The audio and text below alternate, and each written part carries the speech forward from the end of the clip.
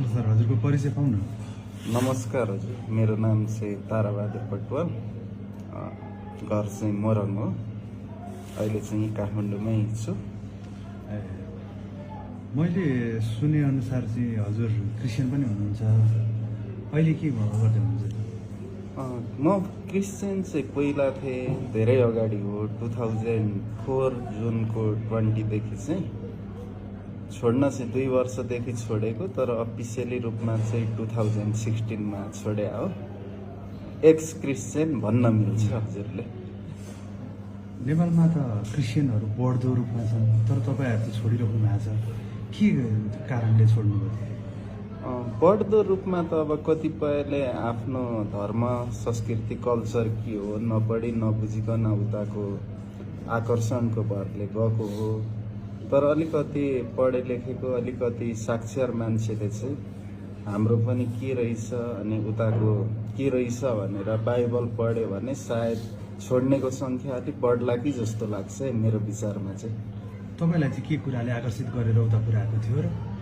म सुरुमा चाहिँ साथीले लिएर गयो। म 14 वर्षकै थिएँ। साथीको चर्चको केटीसँग लभ परेर ऊ केटीको चक्करमा गएको, म उसलाई साथ दिन गएको। त्यहाँभित्रको म्युजिक अनि यसो राम्रो बोल्नेपन अनि एउटा डेकुरम मिलाएर गर्ने क्रम देखेर अब बच्चा नलेज पनि कम भएको त्यो कुराले आकर्षण गर्यो। अनि अहिले के कुराले चाहिँ छोड्यो?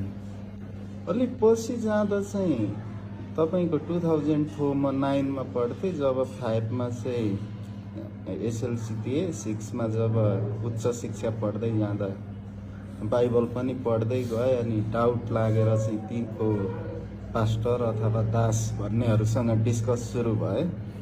चित्त बुद्ध उत्तर नआएकोले चाहिँ म बिस्तारी बिस्तारी छोड्दै गएँ। अरू शास्त्रहरू पनि अरू दर्शनहरू पनि बुझ्दै गएँ।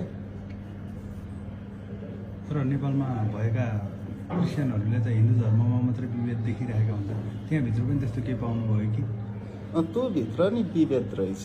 छुट्टा छुट्टै संस्था हुने अनि एकले अर्काको सेवा गर्ने प्रक्रिया नमिल्ने।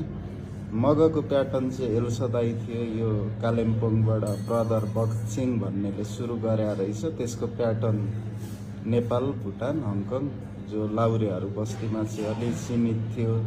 अनि त्यो प्याटर्नले अरूतिर फेरि जति यो पेन्टिकोस्टल छ, क्याथोलिक छ, तिनीहरूलाई चाहिँ झुटा भन्ने, एकले अर्कोलाई आरोप लाउने चाहिँ मैले देखेँ। अहिले चाहिँ